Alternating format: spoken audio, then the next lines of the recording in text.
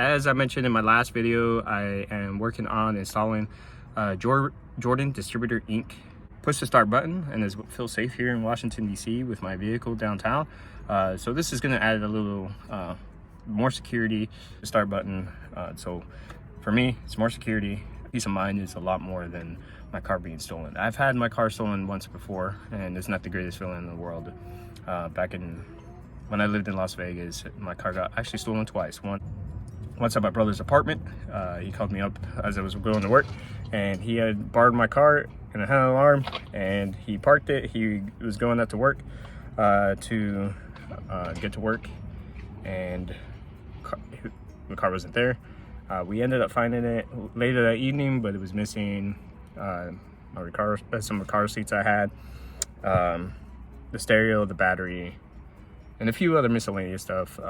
Ended up getting it home. I threw some seats in it, threw a janky stereo in it, just to get it back going. And second time, it was a couple months later. Sad to say, I went to a hotel in Las Vegas, and kids were scooping out cars, and mine was one of them. Again, alarm system. They bypassed it somehow, worked that night to do this. They pulled the motor, they got everything they wanted off of it, and dumped it a mile from their road.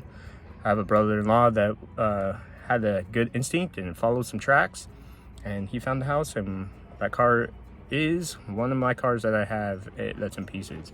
I will be putting that back together sometime, but again, I just do not like having the feeling of my car being stolen. So this is just a security for myself. Yes, it is a peace of mind that I prefer having, and I hope you do as well if you love your cars as much as I do. So enough jabbering. So since I'm playing with electronics, I'm gonna disconnect the battery, and that's what I did in my first step. I don't like messing with electric with the battery on. I need to remove this clamshell from the bottom and the top. I need to remove the old key mechanism. And then right here is Jordan Distributor's push start button. Very easy. They do have a YouTube to actually show you how to do this video, so I'm not going to be in depth. In this video, I'm just going to show you kind of little walkthroughs and stuff to do it. So this is what comes in the kit. Everything's plug and play. Comes with professional installation. I am not a professional, so bear with me.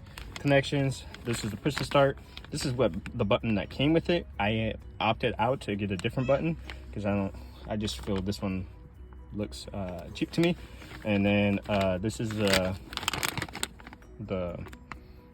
ring that reads. Let me show you the keys, and these are the keys. These keys are awesome, and it comes also with the card. RFID, that's what it is. That's the RFID key ring, and this, you just swipe it, beeps at you, and the car's ready to fire. You can set the dial, but everything's plug and play. Realistically, they come with the harness. Here's the harness that we're going to be replacing, and my button that I decided to go with. As you can tell, it's an upgraded button. I like this button a lot better than the other one. It just looks a lot cleaner. So, all right, I got the clamshell off. First one you want to do is you want to locate this plug. It goes into your fuel box. Your fuse box goes on the top right here, where there's a. Don't mind my kids in the background. So it goes right here. I'm gonna route it through the clamshell, and then plug that in. And I gotta locate the second one. I decided to take this clamshell off. Got way more access rather than trying to dip my hand in there. So the other one, I believe, is this big one right here. I'm gonna have to cut some of these zip ties off, and then I have to remove the column. I was gonna put the push start up here, but these, I believe, have some function. So we'll see. All right, back to it. All right, all hooked up. Plugged it into the box. Like I was saying, it's fairly easy. I just had to find the ground, so this is where I decided to ground it. Pulled this plug, took that one out, put it there, and then here is another plug that goes up here. This is part of the ignition. So this plug with this is a right-hand drive, by the way. With your white wires, your black wires, all that stuff, actually just plugs right there, and then this one will will reach out over there. So this is what I'm replacing, and then I'm gonna cut the zip ties off, route this in a nice way, hide the box for security reasons. I am not going to tell you where I put this box, so I'm just going to button all this up, and then you'll see what it looks like afterwards. But right hand drive, same as the left hand drive, is same plugs, good ground, and into the box. All right, I located my brake switch. It's up there. For my car, it was the dark green with a chaser on there, white chaser. Somebody before me did this, extended the wires. So what I'm gonna do is I'm gonna use this. Obviously they did it for a reason. I don't like using those, can't even hold on to stuff. I don't like using these for the simple fact that they cut into the wire.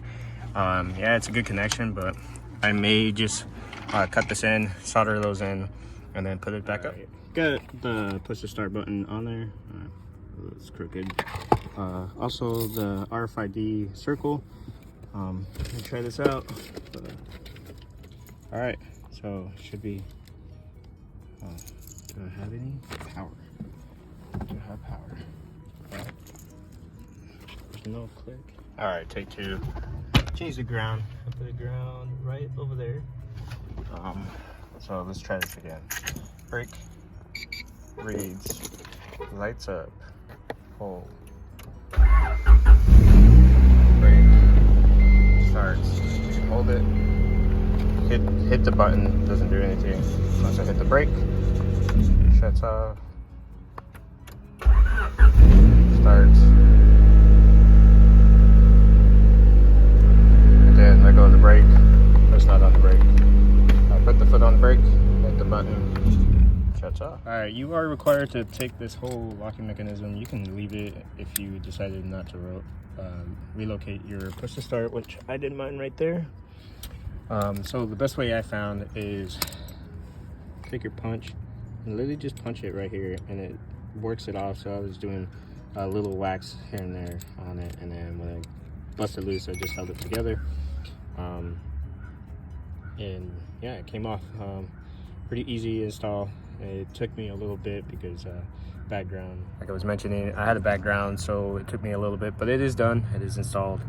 I do feel a little more secure if I decide to take my car anywhere else. That's it. Hopefully you enjoyed this video. It is the exact same install as a left-hand drive. There's no difference. The good thing is JDI does make it really simple. It's plug and play. They did provide good instructions on their video. I watched a little bit. I was trying to figure out the cable I needed to get for the brake, and it worked. And I just noticed a little extension, so I worked with the extension that was in there. So yeah, the only bad thing is this does right here does have two mounting bolts, as you can tell, 1 and 2. The holds the clamshell together, so that's the only downside of removing this whole thing. The upside is a little more security. Not anybody's just going to be able to hop in my car and drive away with it. There's another thing I want to install, and once I get that installed, I will feel even more secure. It's getting dark, as you can tell, and it's getting cold here. So just wanted to wrap this up. Thank you for coming for another video. Thank you for your time watching my videos, and those. I will make this channel big. I work on my cars here and there, so I want to at least try to upload as much as possible. Thanks for coming back if you are a person that comes back. And with that, like, comment, subscribe, and God bless.